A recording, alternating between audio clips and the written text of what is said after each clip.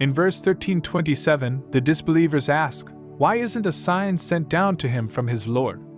The response is powerful.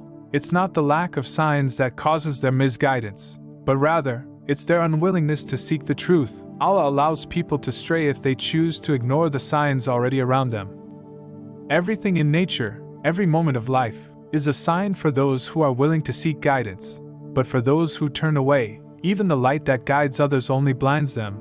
This shows us that true guidance starts with the desire to seek it. Next, in verse 13:28, Allah tells us, "For those who believe and whose hearts find satisfaction in the remembrance of Allah, for without doubt, in the remembrance of Allah do hearts find satisfaction." How beautiful is this! Belief and remembrance bring peace to the heart. That peace is a reward in itself. And for those who believe and do righteous deeds, Allah promises them a blessed life, both in this world and the hereafter. 13:29. Allah then reminds the Prophet in verse 13:30 that he is part of a long line of messengers sent to various people. Despite their rejection, Allah's truth has always been consistent, and even if a miraculous sign were to be shown, like mountains moving or the earth splitting, it wouldn't make a difference for those whose hearts are closed off. Allah is the ultimate guide. If He wished, He could guide everyone, but He gives us the choice. He allows us to choose the path we want, and those who reject the signs will face consequences. In verses 13:32-35, Allah speaks about the fate of those who mock His messengers and reject the truth. There's a punishment for those who persist in their disbelief. The righteous, on the other hand, are promised a garden beneath which rivers flow, a reward that's eternal.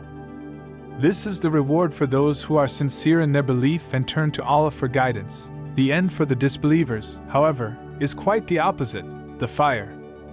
Allah reminds us in verse 13:36-39 that the Quran is a continuation of previous revelations. Those who truly study the book of Allah will recognize the truth. It is a warning to those who would reject the divine message based on their own desires or misunderstandings.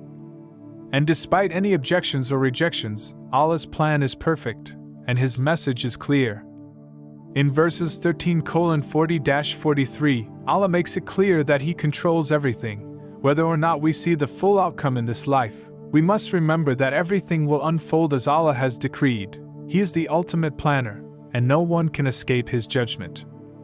So when the disbelievers challenge the Prophet's message, Allah responds, "Enough for a witness between me and you is Allah, and those who have knowledge of the book. The truth of the Quran stands firm, and no one can deny it."